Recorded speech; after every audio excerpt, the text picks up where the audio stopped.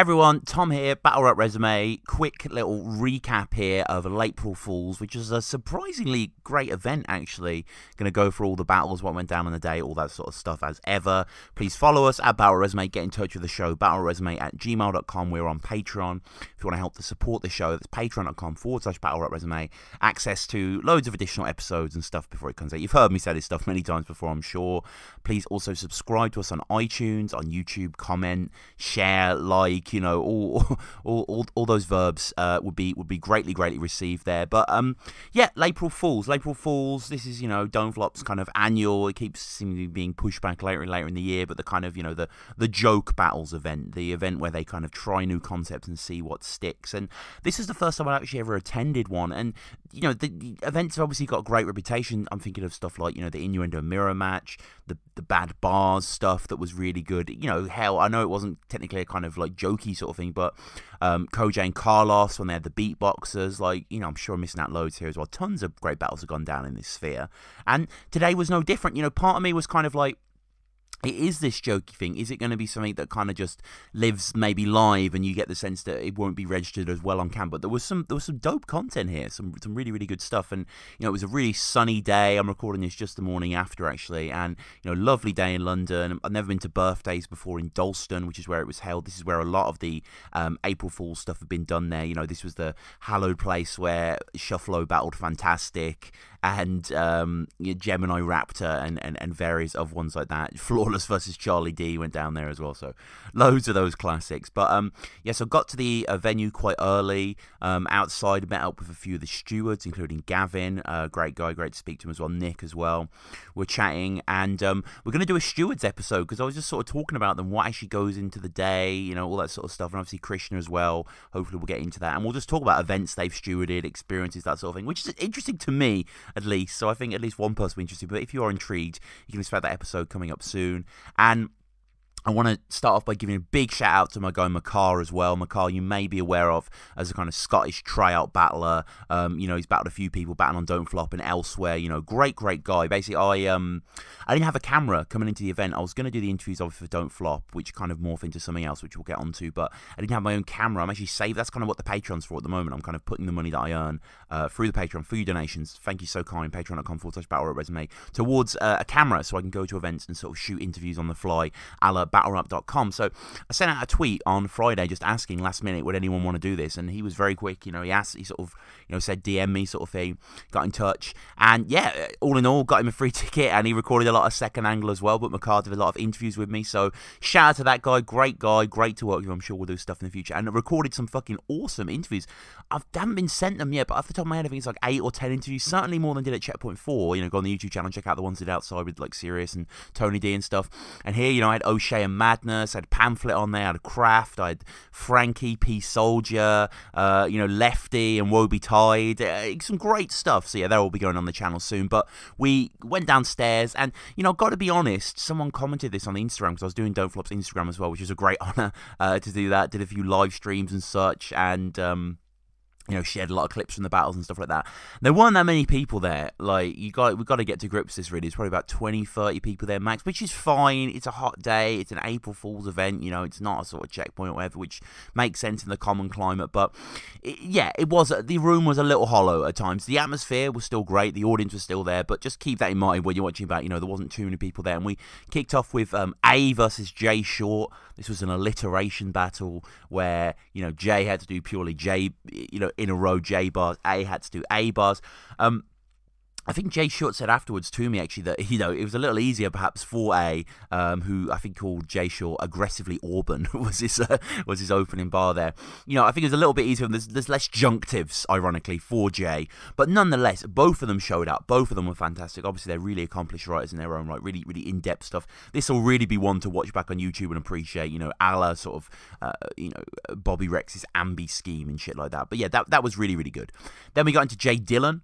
Jay Dillon, who I'm really excited to say will be on the show soon as well. Like, we're kind of doing a little bit of networking at this thing, getting a few people on that need to be on, including Jay Dillon. And he did yet another for and against kind of thing. You know, last time we did the Brexit thing, which was really good. Didn't go viral, upsettingly. Definitely should have done, but you know, whatever. What is viral in these days? And there was so much back then as well. But this here was a kind of, you know, anyone that's heard the irony of it all by the streets, you know, the kind of, you know, the alcohol versus weed debate. I actually mentioned that to Jay, and we sort of agreed that that song's a little bit more one-sided. This is a bit more balanced, and it was good. I mean, the guy clearly revels in these personas that he can have it, and he did it very well. The crowd loved it. You know, it's kind of like on the left side of the stage, he's the stoner, and now he's the alky or whatever it was. You know, that dialectic, and it worked. You know, it pulled off, and it was decent. So it was definitely good to see them. Them, I say, the dual personalities of Jay Dillon there, flexing their stuff. And, you know, 2 battles in, I was really vibing off this. I thought the content was really good. It was great to see these people showing up. But the third battle, I think this will definitely be battle of the night. This will definitely be the battle that everyone remembers from this whole clash. Now, this is Crafty versus Pamphlet, an impressions battle. Obviously, Crafty, great friend of the show. I was speaking to him beforehand, and inevitably, as all battlers do, if you ever speak to a battler in an event, you want to hear these bars, which is, you know, cool. Of course I do, especially if it's Crafty. And I hadn't heard these impressions before, so he went off.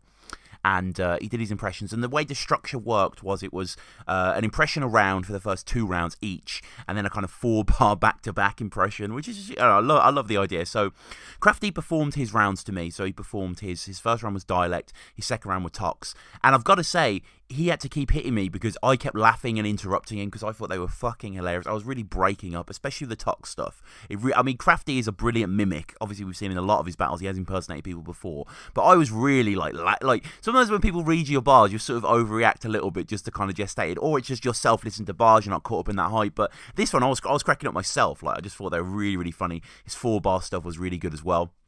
So yeah, and then the battle began. We got into the battle itself. Osh got on stage with Jay Dillon because someone needed to do an impression to kick it off. That was a little bit of a shambles, but in a very O'Shea, you know, beloved sort of chaos sort of way. And you know, then we got into the battle, and the battle was fucking excellent. The battle was really, really good. Pamphlet kicked off as Gonaj, so sort of his Jonai impression, which was good. I mean, it was kind of gnarled. It was kind of, it's good because it's bad, even though it's Pamphlet's writing, so it's still going to shine through and be really intelligent. Craft's dialect impression received well. Like, I think people cottoned on quite quickly what it was. It was well written, you know, it was good, well put together. It was quite an ambitious one to sort of do. You know, that was really, really good. And then when we got into Craft's second, though, which was the Tox impression, fucking hell. Like, that, it tore the room down. Like, it really burnt, like, you know, it just went mad on stage. Like, people immediately, you know, I have no abilities in impersonation. I'm not going to go near that, but Craft got it. You know, he was spot on with it, really making people crack up with this. You know, probably the most laughs he's ever got. Some of the biggest reactions Craft's ever got, and everyone was in stitches. And then, when we went to the 4-bar back-to-back, both of them were fantastic as well. You know, Craft, I think he did a scoop one as well in there. I'm trying to think of what some of the other 4 bars they did back to back, but there was some there was a tongue twister one in there. There was some really good impressions by both of them. There's a Dundee, you know, just all coming out full. So they were brilliant. I actually got to speak to Pamphlet afterwards and interview him, as I said, and hopefully going to have on the show soon just to talk about battling or whatever. You know, really great guy as well. So great to have them talking. And then we got into the beatbox battle, which, you know, I'm not like a beatbox aficionado. I don't dislike the art form. I've seen a couple of them, you know, on the Don't Flop channel in the past, and they've been okay. You know, some of them can often go on a bit too long, or just be sort of stuff you've heard before. Again, I'm no connoisseur, so, you know, it's not like, oh, I've heard this kind of drop before or whatever. But nonetheless, this battle, ABH versus Freddie Beats, excuse me if I'm mispronouncing that, was fucking fantastic. It was really good. Like, you know, the power, the originality that these guys came with, but just the sense of real unique sounds coming from their mouth. Like, you know, real showcase of ability. They played off each other. They were both reacting to each other. It wasn't just someone performing it to someone else nodding. I think ABH fell over. Check the Instagram. I posted like a video of him sort of falling over comically in reaction or whatever. But yeah, this was dope. Not too much to say about this one, but this one was really, really impressive from both of them. You know, really, really good match there. We had Lady Shocker versus 142, which was also really good. No real joke here, just a straight up grind clash. It was balanced well. Lady Shocker's awesome live. Really, really cool to see. She really goes into a zone, a moment, you know, and 142 as well. You know, off that sort of Billsar clash, off the Raws, whatever, you know, he's doing well. His ability's excellent. You know, this was again something really, really good. The energy, not as many people there as well, but maybe with a grind clash, it kind of helps to a certain extent. You kind of get, you know, the more vocal voices there, propelling it up. That was good. We also had our ghost written battle, which was another like great surprise of a really good battle. So we sort of had, you know, P Soldier on the right with Jay Cruz in his corner, and then we had Lefty on the left with Woby Tide there, and they basically read off. They were given the phones. They'd never seen the bars before. They were given the phones of their quote-unquote ghostwriters and had to just perform it from there. And there was a clear winner here, which I thought was Lefty and Woby Tide. I thought the bars were really funny. Lefty delivered it in a sort of Lefty, kind of slightly wry, his way that he can do so well, and they killed it. It was really funny. There was this kind of like interesting process, an audience member going through, like thinking him writing these bars, him digesting the bars in the same second as delivering the bars. And the Peace Soldier J. Crew stuff, it sounds like a match in heaven, and I can't remember it too well. I'm not necessarily saying that it was bad, it just didn't stick with me as much, and I think the common consensus was that Lefty and Woby Tide were just a bit more successful in this endeavour, but nonetheless, another experiment that pulled off. An experiment that not so much pulled off. There was this a live commentary by Danny and Tony, which I think they did that for Lady Shocker and 142 the most, where they had mics on stage and they were sort of commenting after bars and stuff. It was okay. It didn't really work. It was kind of, Tony seems to just do it as a football thing, which was fine, kind of these constant metaphors and stuff.